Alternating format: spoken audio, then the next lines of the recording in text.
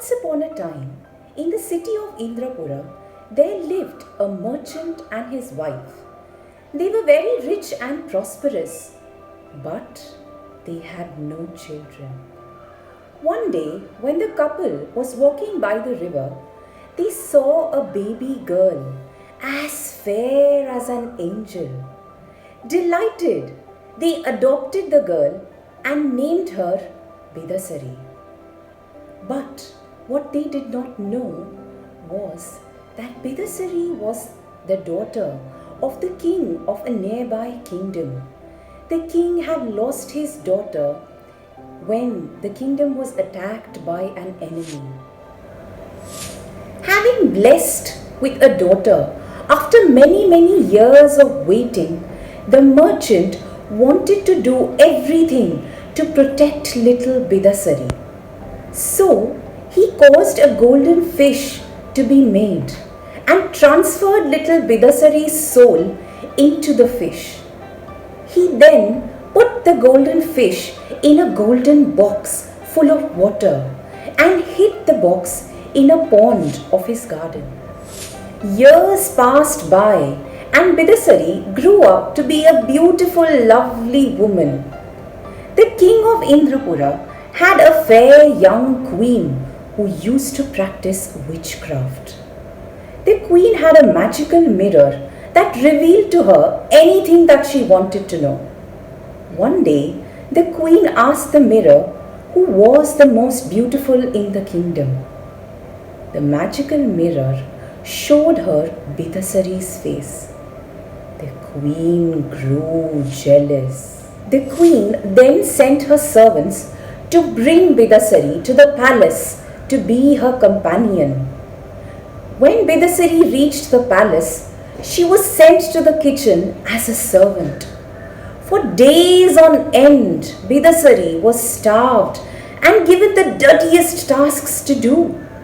But the queen was surprised to see that Bidasari's beauty was untouched. She was resolved to put Bidasari out of her way. One day, the queen tried to burn Bidasari's face, but the fire was magically put out.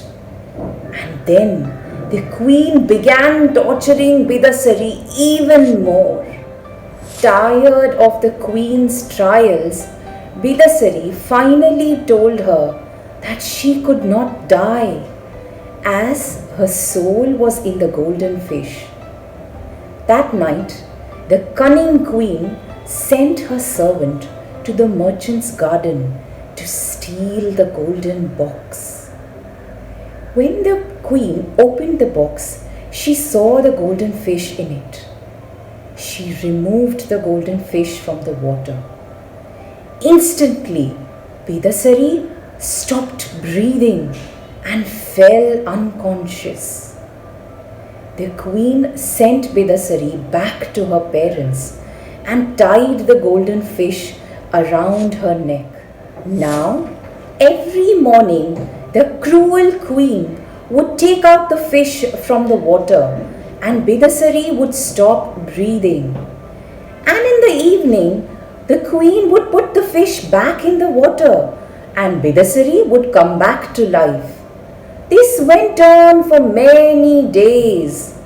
The merchant and his wife were devastated when they learned of the cruel queen's plot. They decided to move to a faraway forest and began living there in a small house.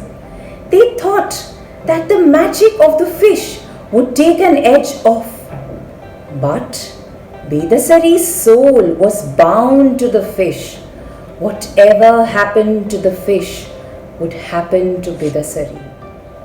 One day, the king was out hunting in that very forest. He came to the house where Bidasari was lying unconscious. Smitten by her beauty, the king tried to wake her up, but in vain. The next day, the king paid a visit again. He stayed there until sunset.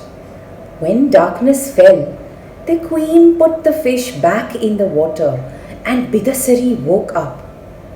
The king asked Bidasari about her plight, and she told him the truth. The king returned to the palace and demanded the queen to give the golden fish to him.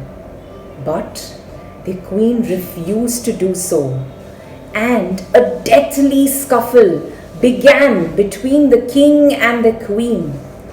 The queen was gravely injured and died. The king quickly put the golden fish back into the water, and Bidasari came back to life. The king then invited the merchant, his wife, and Bidasari to live with him. After a few days, he went in search of Bidasari's true parents and brought them to the palace too. The king and Bidasari eventually got married and lived happily ever after.